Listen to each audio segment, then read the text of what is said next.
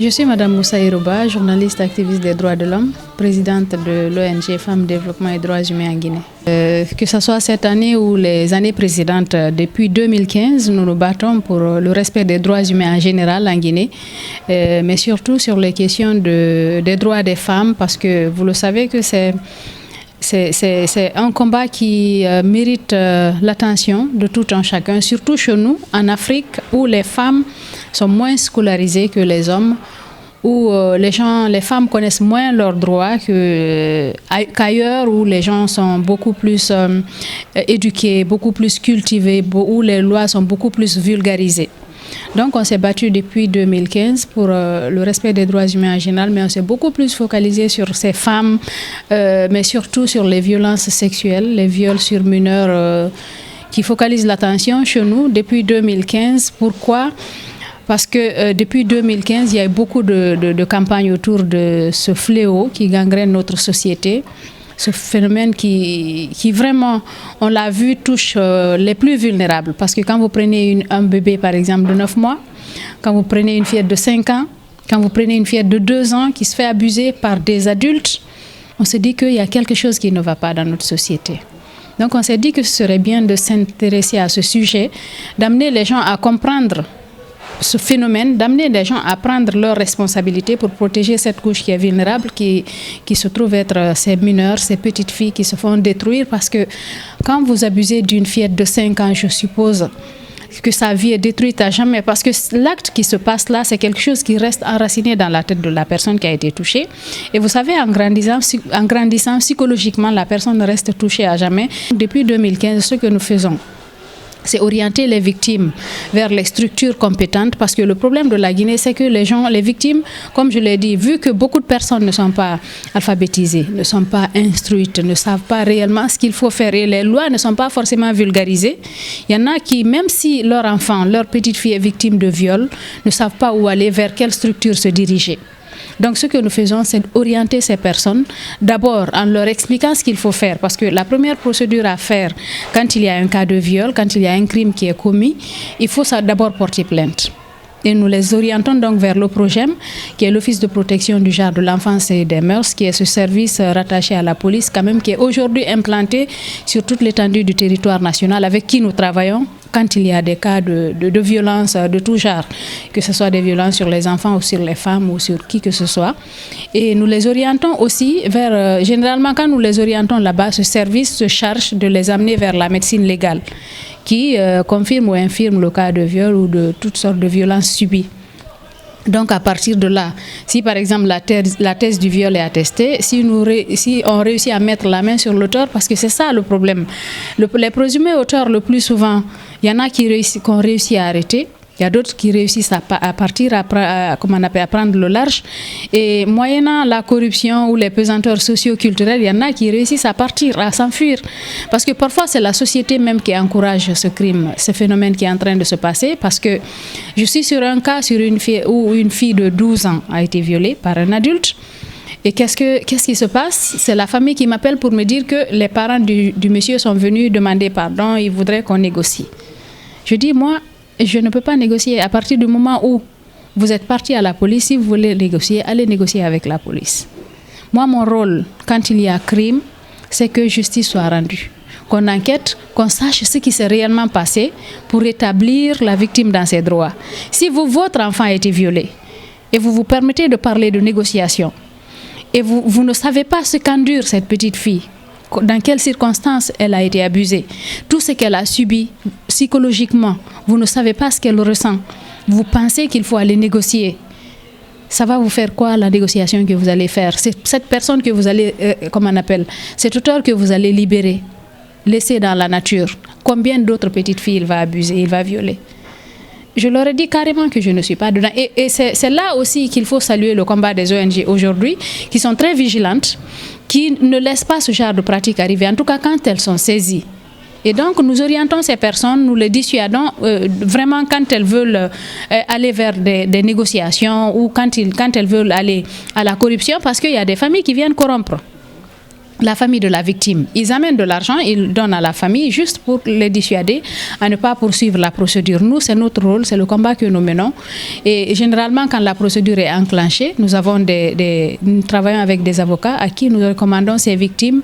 Normalement, même si les ONG ne recommandent pas un avocat à une victime, l'État doit commettre un avocat d'office à ces victimes. Et donc, c'est ce travail que nous nous efforçons de faire au quotidien. Ce n'est pas facile. Nous rencontrons beaucoup de difficultés, quelquefois des menaces, des gens qui pensent que nous en faisons trop, alors que c'est notre rôle d'aider ces personnes qui sont opprimées, en quelque sorte, parce que quand vous abusez d'une personne, vous violez une fille, ou bien vous frappez une femme de sorte à la blesser, ou bien vous la tuez même, l'objectif, c'est quoi dans la société? Vous devenez comme un criminel. Vous devenez un criminel, pas comme un criminel. Normalement, votre place, c'est en prison. Le viol est un crime. Le viol est condamné par le code pénal guinéen. Quand vous voyez le code pénal, en fait, pour vous dire à quel point on n'a pas badiné avec, la peine, c'est de 5 à 10 ans, de 10 à 20 ans de réclusion criminelle. Surtout quand le viol est suivi de meurtre. Quand le viol est suivi de meurtre, vous pouvez subir jusqu'à 20 ans. Le code pénal est clair là-dessus. Ces derniers temps, on a suivi quand même des procès, par exemple à Cancan, où les gens étaient condamnés jusqu'à 15 ans. Quand vous passez 15 ans en prison pour avoir violé une personne, je pense que quand vous allez sortir, vous aurez autre chose à faire que de penser à abuser d'une autre personne. En fait, c'est cela l'objectif. C'est pour cela que les textes de loi ont été faits. C'est pour amener les gens à changer. Quand ils commettent le crime et qu'ils sont jugés et condamnés, c'est pour les amener à se remettre en question, à ne pas commettre les mêmes bavures, les mêmes erreurs le plus souvent. Écoutez, je pense que pour cette année, ne serait-ce que pour l'année 2019, parce que l'année dernière, on parlait d'une centaine de cas à notre niveau, plus de 100 au niveau de l'OPROGEM. En fait, c'est quelquefois ahurissant quand vous êtes dans le domaine, vous vous demandez ce qui se passe. Au quotidien, vous recevez des appels, des gens qui viennent vers vous. C'est soit des cas de viol, c'est soit des femmes qui ont été battues, soit des agressions que vous ne pouvez pas imaginer. Juste parce que, comme je le disais, nos textes ne sont pas vulgarisés. Par exemple, j'ai reçu un cas parlons des cas de violence conjugale.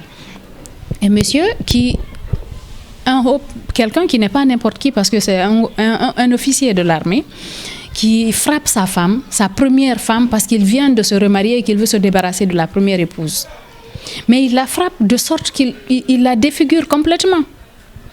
Vous savez, les gens peuvent faire des études, être haut placés, mais ils ne connaissent pas réellement certains interdits. Et donc, il a fallu que, quand cette femme est venue nous voir, le problème c'est qu'il faut dire aux gens aussi de ne pas, parce que dans nos couples, qu'est-ce qu'on met dans la tête de la femme? Que tu dois subir, tu dois accepter d'être battu, tu dois accepter d'être maltraité, que c'est pour cela que tes enfants seront bénis. Mais ce n'est pas accepté dans d'autres sociétés. Pourtant, les enfants, ils brillent là-bas. Et ce monsieur, donc, qui frappe sa femme, qui ne savait pas qu'il était en erreur, pour lui, c'est sa femme, c'est sa chose, il peut en faire ce qu'il veut. Il a fallu que nous intervenions parce que la femme elle-même, elle ne voulait pas divorcer. Parce que si nous voulons aider quelqu'un, nous partons dans la voie que tu veux réellement. Sauf quand nous voyons que vraiment ta vie est en danger, nous interpellons les autorités pour que ces autorités puissent jouer leur rôle pour ne pas qu'il y ait des cas de perte en vie humaine. Donc il a fallu que nous intervenions jusqu'au ministère de la Défense, parce qu'il y a un département JAR là-bas, pour que ce monsieur puisse comprendre que réellement il ne pouvait pas faire de sa femme ce qu'il veut. Pour que la femme puisse avoir la paix du cœur. Pour qu'il puisse comprendre qu'il y a des lois qui interdisent ce qu'il est en train de faire, qu'il peut aller en prison à cause de ça, à travers le tribunal militaire, bien entendu. Au quotidien, nous pouvons recevoir 1, 2, jusqu'à 3 cas de violence conjugale. Pour les cas de viol depuis le début de l'année, on en a reçu plus de 100. On en a reçu plus de 100. Ça tend vers les 200 cas de viol que nous traitons au quotidien, des gens qui nous appellent. Et ça se focalise surtout sur les mineurs, les petites filles. Et ces violences faites aux femmes sont présentes un peu partout dans le monde. C'est pour cela que cette année, si vous avez suivi au lancement de la journée internationale pour la célébration de toute forme de violence faite aux femmes, c'est que le slogan retenu, c'est tous contre le viol. Et ça, c'est partout dans le monde. Mais il faudrait que dans notre société, que l'on comprenne qu'on peut se départir de cette violence-là. C'est vrai que c'est un fait de société qui est inhérent à la vie humaine. Mais la loi peut remédier à cela. Je pense qu'à l'enfance, il faut éduquer les enfants, ne pas forcément les battre, travailler sur, comment on appelle, sur la conscience de l'enfant, sensibiliser, éduquer, conseiller, mettre sur la bonne voie, donner des directives que de privilégier la violence. Quand vous agressez l'enfant, il pensera que la solution passe forcément par la violence. Il va grandir, il va penser que s'il parle à sa femme qu'elle n'arrive pas à comprendre, il faut la battre pour qu'elle comprenne. Donc la solution passe par l'application de la loi, par une justice forte, mais aussi par le changement de mentalité de ces populations. Il faudrait que nous-mêmes nous soyons responsables, qu'on sache que tout ne peut pas forcément se résoudre par la violence.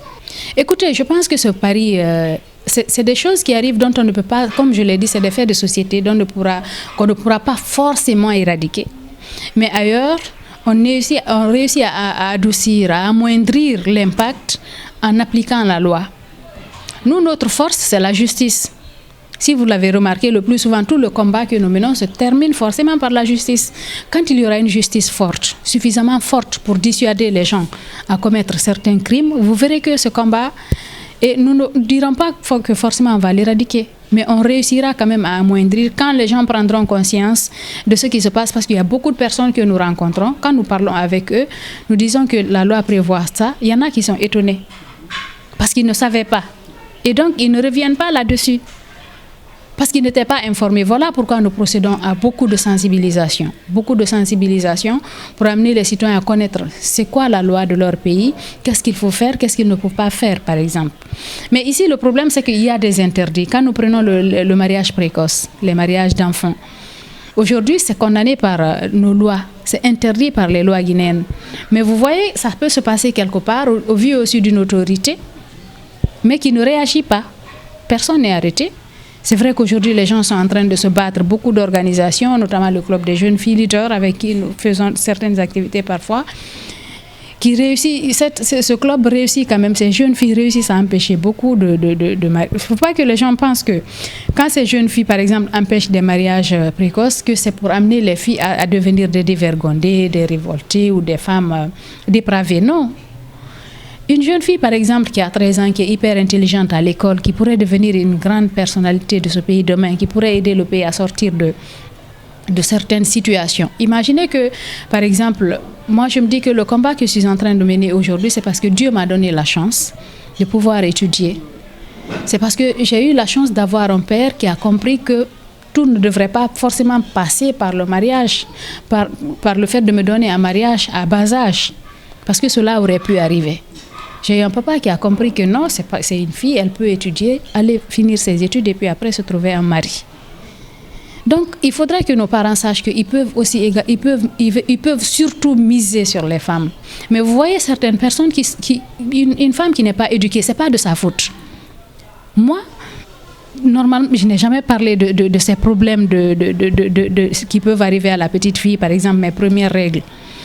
Je les ai vues comme ça. Heureusement qu'il y avait de grandes filles chez nous, mais je n'en ai pas parlé avec ma mère parce que ma maman n'a pas été à l'école. Donc, cette éducation sexuelle, en fait, à un moment, je me dis que c'est Dieu qui m'a sauvée de certaines situations parce que j'en parlais beaucoup plus avec mon père de façon voilée, qui me mettait donc en garde par rapport à certaines situations.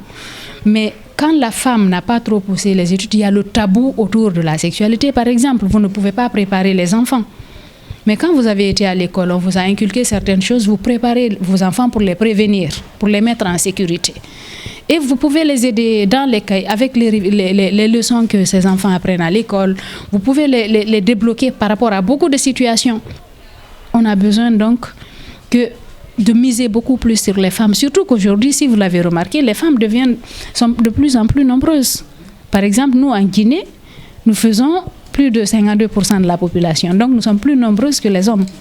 Donc, il faut miser sur l'éducation des femmes, faire en sorte que, pour gagner ce pari, je pense que c'est ce qu'il faut faire, investir sur la jeune génération. Quand les femmes savent ce qu'il faut faire, quand elles connaissent leurs droits, par exemple, tu ne vas pas attendre de te faire tuer dans un foyer.